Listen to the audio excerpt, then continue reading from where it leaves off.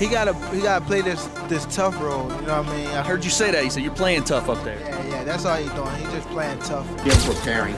I think the rematch with Roach versus Gervonta can actually be more exciting than the first one. In my opinion, I've said this many times.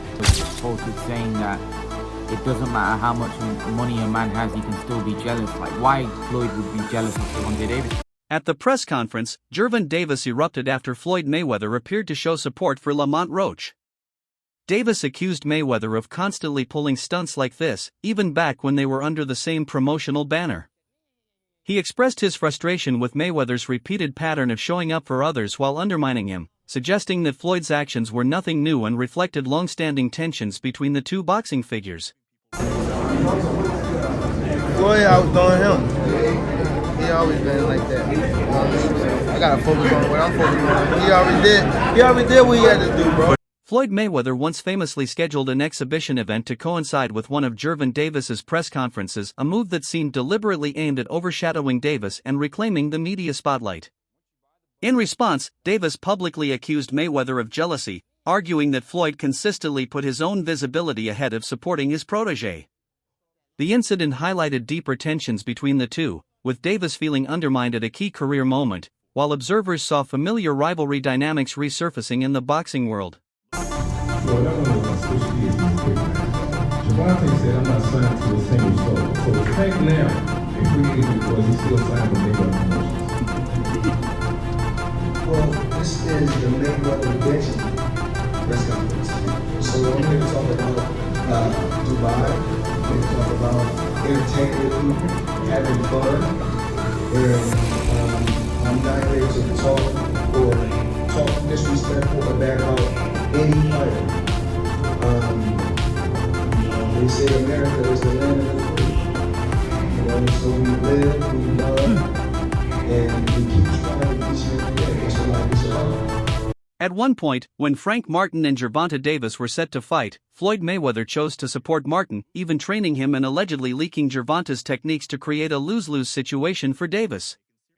Frank Martin spoke about how his intense training sessions with Mayweather during his early career gave him invaluable confidence.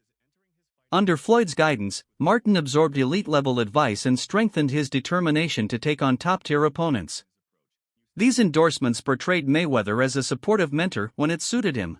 I remember you talking about doing the pad work with Floyd, and he said you got the speed and the power to be a world champ. What did that do for your confidence? You can hear that from anybody, but Floyd is Floyd. It was just motivation, you know, because at that time, too, man, I ain't had that IQ that I got now. So at that point, I was just really going off natural athleticism. So for him to tell me that at that time, getting deeper in my bag, trying to understand the game. It's not like basketball where you got to depend on people. It's not like football. Like, the work that you put in reflects directly with your results. People don't even know the amount of hours that y'all put into this. We ain't got no backup. We got a bad day, whatever. We ain't got nobody to come through for us. It's all on you. Davis expressed frustration with Mayweather's unwillingness to fully celebrate the success of others, seeing it as a reflection of Floyd's ego. He believes this mindset played a role in Mayweather's reluctance to endorse a rematch between him and Lamont Roach. According to Davis, Floyd was more focused on protecting his own prominence than on supporting Davis's career growth. Davis argued that this attitude hindered his opportunities and revealed a deeper misalignment of interests in what was once a close relationship. You know, so I don't want Tank to necessarily leave Mayweather. I think he's in this position because of everything that Mayweather and Leonard Ellerbe have done for him. So I do want him to do what he is saying. Take control of your career. Say that you want Shakur and actually fight Shakur. Say that you want Devin and actually fight Devin.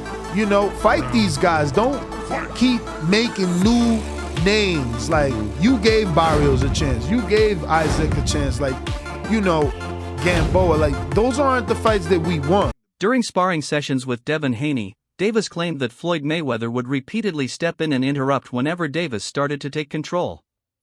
These breaks always seemed to come just as Davis was gaining the upper hand, leading him to believe that Mayweather was favoring Haney. The interruptions left Davis frustrated, as he felt they robbed him of valuable learning opportunities.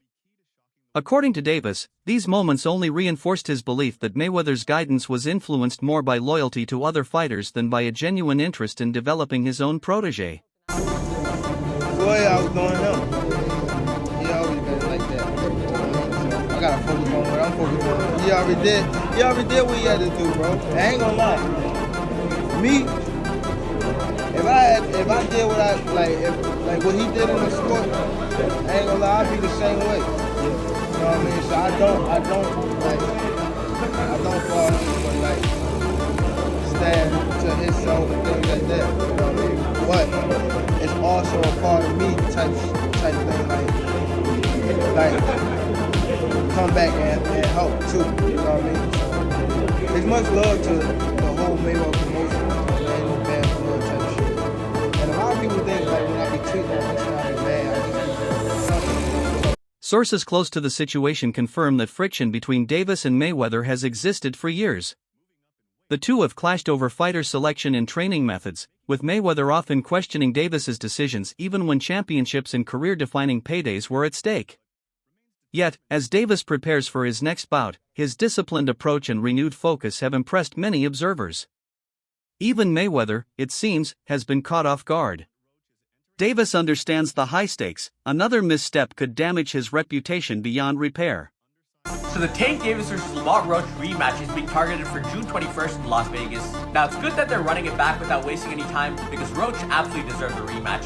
I mean, I thought he outboxed Tank the last time around. He came up a division as a gigantic 10-1 underdog. He was the one on the front foot, landing his jab, body shots, the combinations, throwing a lot more volume. I had it 7-5 Roach, and the no knockdown in round 9 was the reason it was a draw. If that knockdown was scored, that would have been a decision for Roach. But with all that being said, I do like Tank a lot more in the rematch.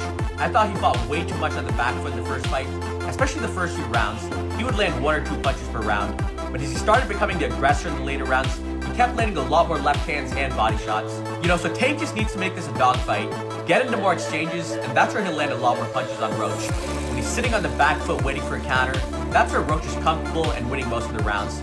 So if Tank can fight the same way he did against Ryan Garcia, round 3 to 7, against Mario Barrios in the later rounds, or Frank Martin round 4 to 8, if he's the one on the front foot, then I do think he'll stop Roach in the rematch. Public anticipation for a rematch between Davis and Roach is at an all-time high. Analysts point to the unresolved controversies from their first fight, questionable stoppages, unclear judging, and tactical uncertainty as reasons why a definitive second bout is essential. Las Vegas has emerged as the likely venue, offering a global stage and the high-stakes atmosphere the fight demands. Observers believe this rematch is about more than settling a score, it could redefine both fighters' legacies. For Davis, it's a chance at redemption. For Roach, it's an opportunity to validate his rise as a world-class contender. Lamont Roach, throwing his hands fast as hell, he's in the gym preparing. I think the rematch with Roach versus Gervonta can actually be more exciting than the first one. In my opinion, I've said this many times, the actual fight itself wasn't that crazy. The crazy thing is what you've never seen before, the knee. But as far as a boxing match, it was, if you look at the copy box, they didn't throw a lot of punches. It wasn't like, it wasn't really a great fight. But as far as the fight itself, the second one can, because I think Tank is coming for blood. He's not going to pull his punches at all. I don't think he really did the first time, but I'm not sure how well he prepared or how mentally focused he was. I think you're going to get the very best Tank in a rematch, and you may just get an even better Lamont Roach, since Lamont Roach don't have to speculate if he's good enough. He fought Tank. He has more confidence now than he did before, and he felt that he was robbed, so he's going to be on one. I think the rematch is going to be far more exciting. Davis's departure from Mayweather Promotions sparked controversy as disputes over his career direction became public. While Floyd envisioned a carefully managed path for Davis's development, Davis pushed for greater control over his own fights. This clash exposed deeper tensions between loyalty and independence. By choosing autonomy, Davis embraced both newfound freedom and the risks that come with it. His highly publicized exit highlighted the delicate balance between mentorship and management at the highest levels of boxing. Gervonta said, "I'm not signed to a single soul." So is Tank now a free agent, or is he still signed with Mayweather Promotions? Well, this is the Mayweather Deji press conference. So I'm here to talk about Dubai. I'm here to talk about entertaining the people, having fun. And I'm not here to talk disrespectful or bad about any fighter. They say America is the land of the free. So we live, we love, and we keep striving each and every day. That's what life is about. Floyd's father, Jeff Mayweather, spoke candidly in the aftermath of the Davis-Roach fight. While he admitted he was surprised by the decision, he stopped short of calling it a robbery and expressed his continued respect for Davis. However, Jeff acknowledged that Lamont Roach's performance may have chipped away at Davis's aura of invincibility, with other fighters now seeing him as beatable. His comments highlight how even high-profile supporters are grappling with the shifting balance of power in the boxing world. Jeff Mayweather here at the Mayweather Boxing Club. How are you doing, sir? You don't look okay. All right, well, we got this potential rematch. Everybody wants to see Tank Davis versus Lamont Roach. First of all, are you surprised that everybody's wanting to see a rematch between these two? No one expected it to be a close fight in the first place.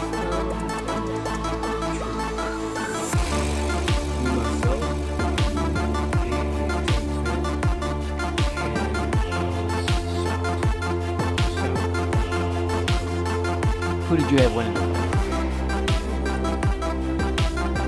Do you consider robbery, or do you lean Roach and are cool with the draw?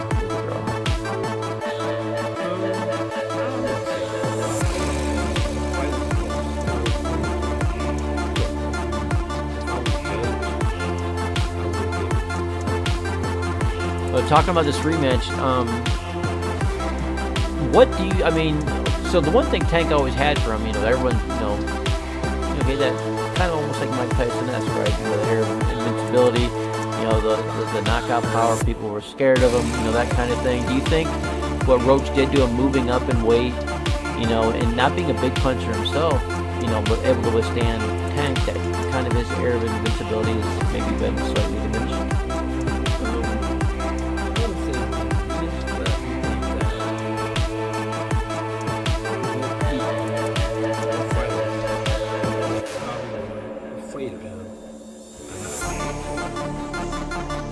And do you think that's almost something that could play in Tank's hands, right? Maybe we had an off day, everybody had an off day, and take him. I think the one thing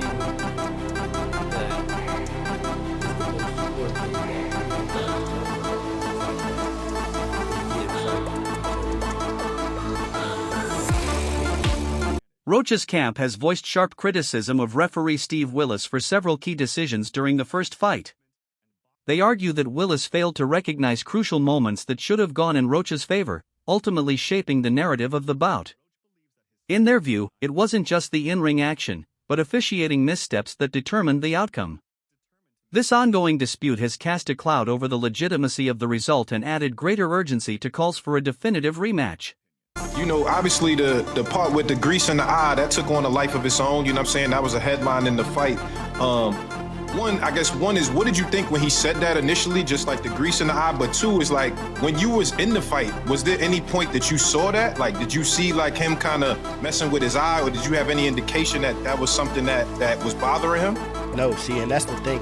If you look at the whole fight, he was never bothering his eyes before I jabbed him. Even that right hand that, that kind of landed, he kind of rolled with it.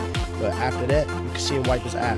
And then, right after I hit him with the jab, you could see him wipe his other eye. So it's like it was corresponding to which hand that I punched him with and exactly which eye. So it's like crazy for him to say it's greasy. And I think even when he say that, you could see me, because I'm right beside him, you can see me like, what you talking about? So, you say you don't think he well enough. Whatever, see, but who cares? Like, sweat gonna get in your eye, blood gonna get in your eye, spit fucking around and get in your eye. You know what I'm saying? But it's not like you can be like, all right, time out, ref. Hold on, ref. You can't do that. Right. Would you be cool with Steve Willis doing the next fight? Hell no.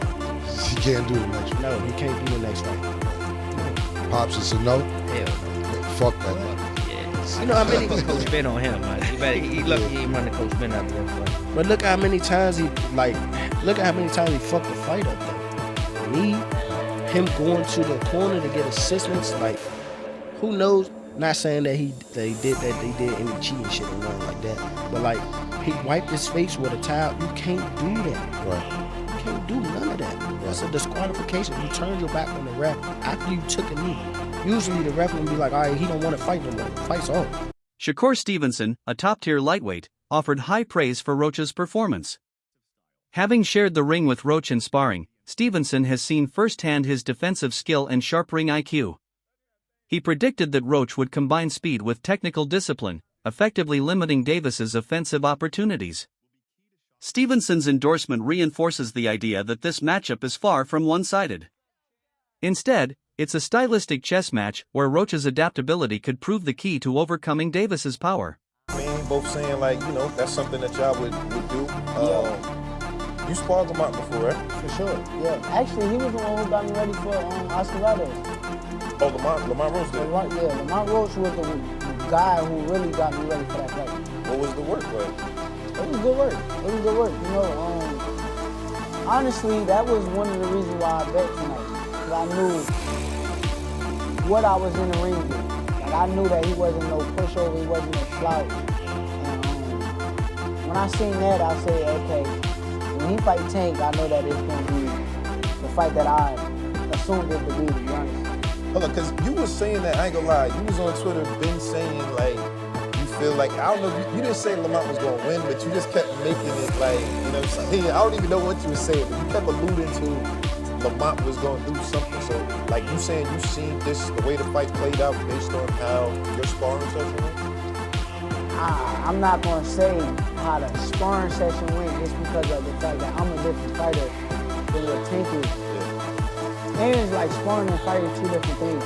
But I knew what I was up against when I was sparring. Like, I knew the skill level. And I also, like, I watch boxing, so I'll go back and watch. And these guys go back and watch and they looking like, okay, well, he was in front of this guy. So it was this, but styles make fights. I know that Tank is shorter, and he's fast, but Lamont got good defense. And I just knew exactly how that fight was gonna go. I told everybody that Lamont was gonna be the one pushing forward, Tank was gonna be the boxer, and it literally looked exactly how I thought it was gonna look. How did you see the actual fight? Like, let's break it down. You was ringside. I saw you on Twitter. They showed videos of you ringside. What did you see in the fight? Shit, I kind of seen Lamont winning. I really felt like he was in control of the fight. Conversely, former world champion Gary Russell Jr. offered a more measured perspective. He acknowledged that Roach kept pace with Davis, matching him punch for punch, but felt Roach didn't do enough to win over the judges decisively. In Russell's view, a true victory means taking clear control of every round, something Roach fell just short of achieving. His remarks suggest that in a rematch, Roach will need to produce a more convincing performance rather than another closely contested battle. Who's doing the interview circuit, right? Kind of being a little bit out of character leading into the rematch.